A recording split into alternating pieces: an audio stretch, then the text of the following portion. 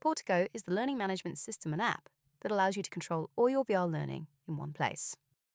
Content can be imported from any creator, including your own apps or existing apps, like those available in the Portico VR library, and those apps can be broken down into modules to create blended courses that allow you to quickly configure new learner paths. Learners then log in once to the Portico app to view and complete all content from all creators. That content generates standardized reporting that allows you to track all of your learners and all of your content. When you first set up Portico, you can integrate with the MDM of your choice. In this instance, we're setting up Arbor.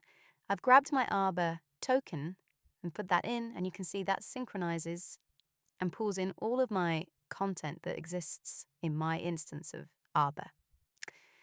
There we go, we're set up, and here's our dashboard.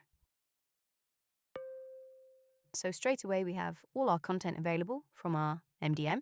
Now obviously this content, because you pulled it in from your MDM, can come from anywhere, any creator that you're using. So then you can mix and match these pieces of content, these applications as you want. The other thing to note is that if the application that you're pulling in is supported by Portico and has lots of modules, then all of those modules will be broken out into individual items that you can then structure and assign as you like. And then we can do things like create forms. So no-code forms, really easy to set up. You can see here I'm just showing a quick example of that by adding a multiple choice question. These forms will be rendered in the Portico app, which we can see later on. Activate the form, and then we'll create course. So courses are ways of being able to group your content into a sequence. Here you can see I am picking some apps that I want to share and my form that I created. And then I can switch around a sequence of these pieces of content, and again, I just activate that course.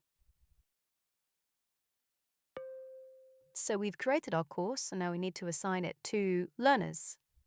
And of course, the same piece of content can be assigned to many different groups of learners using this assignment system.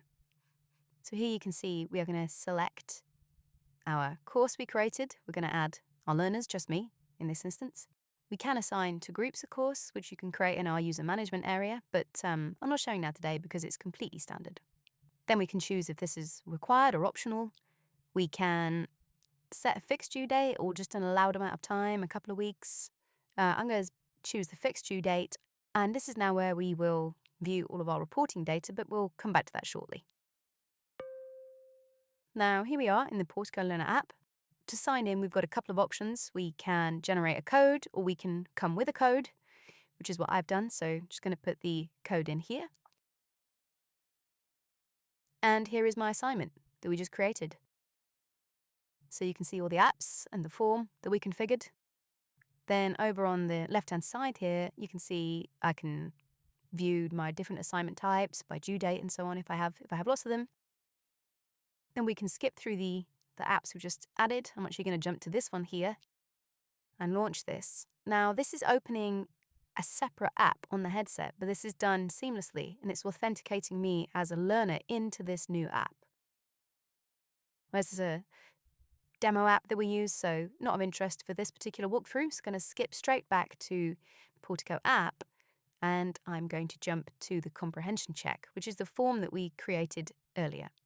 So if I launch that, I'm going to, again, skip through this just to the question that we configured here, which was the sample contaminated? Yes, no. Yes, and that's correct. So, of course, this can be a much longer form if we want it to be. There's lots of different question formats that we can use. Back to our reporting, and you can see that I've pulled up a different assignment here. This is for a factory with more learners. And you can see that the learners that have completed, the sessions, the length, and total activity. You can look at the different pieces of content for the course and see who's done what, or how many learners, and then you can dig into the individual learners here. We have some filters, so lots of things you can look at here, but if we, for example, look at who is overdue in their completion of this assignment, These are the learners.